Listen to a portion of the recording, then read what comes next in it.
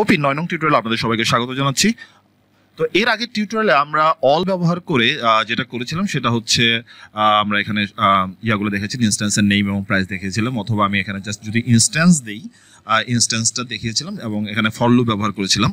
এবং যেটা হচ্ছিল সেটা হচ্ছে কি মেইন ডট প্রোডাক্ট এভাবে দেখাচ্ছিল, অথবা আমি যদি এটা মুছে দিই, আমি যদি আবার রান করি তাহলে যেটা দেখবেন সেটা হচ্ছে মেইন প্রোডাক্ট এত, এরপর হচ্ছে অমুক এত, এটা দেখাচ্ছে।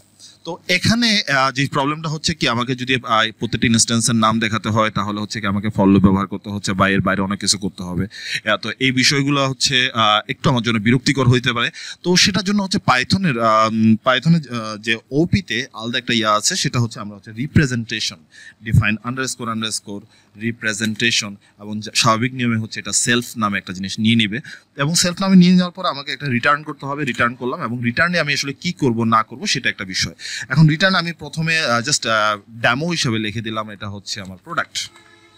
এবার আমি কিন্তু কোডে কোনো চেঞ্জ করি, শুধু অলটা কিন্তু আগের মতোই আছে। আমি যদি এবার রান করি, আসলে দেখেন সে প্রোডাক্ট দেখাচ্ছে, কিন্তু এটা আসলে কোনো গুড ওয়ে না যে কি আপনি এভাবে করে প্রোডাক্ট দেখানো।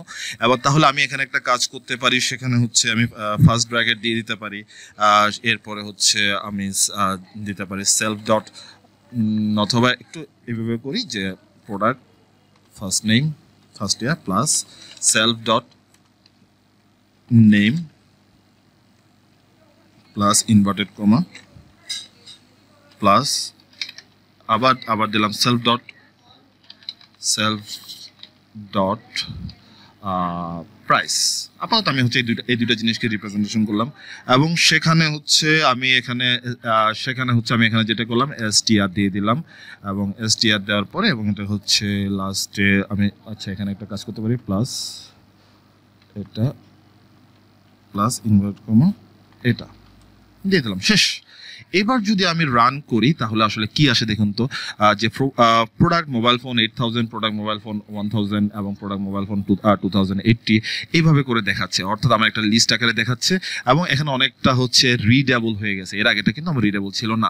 আমি যদি এটা যদি আবার একটু আমি কমেন্ট আউট করে দেই তারপর, তাহলে আপনি দেখতে পারবেন। আমি যদি রান করি তাহলে দেখেন মেইন প্রোডাক্ট অবজেক্ট যেটা হচ্ছে আসলে হিউম্যান রিডেবল কোনো কিছু না, কিন্তু সেটাকে যদি আমি এটাকে আনকমেন্ট করে দেই এবং পাশাপাশি হচ্ছে আমি রান করি, তাহলে হচ্ছে কি যে আপনি এইভাবে করে দেখতে পারবেন মোবাইল ফোন প্রোডাক্ট, তারপর হচ্ছে কি এইভাবে করে দেখতে পারবেন। চাইলে হচ্ছে আমি আরেকটু অ্যাড করে নিতে পারি, এখানে inverted comma plus self dot product প্রাইসের পরে আছে কোয়ান্টিটি,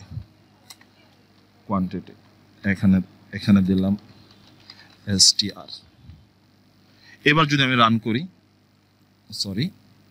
এখানে যদি রান করি, এখানে হচ্ছে আনম্যাচড, আমি এখানে একটা ভুল করেছি আসলে, সেটা হচ্ছে ইনভার্টেড কমা একটা দিয়ে দিতে হবে। এবার যদি আমি রান করি তাহলে দেখুন যেটা আসতেছে প্রোডাক্ট মোবাইল ফোন এটা, প্রোডাক্ট মোবাইল ফোন এটা, এবং প্রোডাক্ট মোবাইল ফোন এটা, অর্থাৎ আমার অবজেক্টগুলোকে আমি একসাথে চাইলে স্ট্রিং সেই রিপ্রেজেন্টেশনের মাধ্যমে দেখতে পারি। তো একই ধরনের আরেকটা মেথড আছে, সেটা হচ্ছে আন্ডারস্কোর স্ট্রিং। তো আমরা এটা নিয়ে হচ্ছে এর পরের বার আলোচনা করব, পরের টিউটোরিয়াল আলোচনা করব। আপাতত এটুকুই মাথায় রাখুন যে কি আমরা অল ফাংশনটা কিন্তু আমরা এখানে চেঞ্জ করিনি, সেটা হচ্ছে কি আমরা ফর লুপ ব্যবহার না করে শুধু স্ট্রিং রিপ্রেজেন্টেশনের মাধ্যমে চাইলে এইভাবে করে আমরা যে কোনো ক্লাসকে দেখাতে পারি। আশা করছি এটুকু আপনাদের ক্লিয়ার হয়ে গেছে। আমাদের পরবর্তী ভিডিওতে আমি আন্ডারস্কোর স্ট্রিং নিয়ে কথা বলবো। ধন্যবাদ সবাইকে।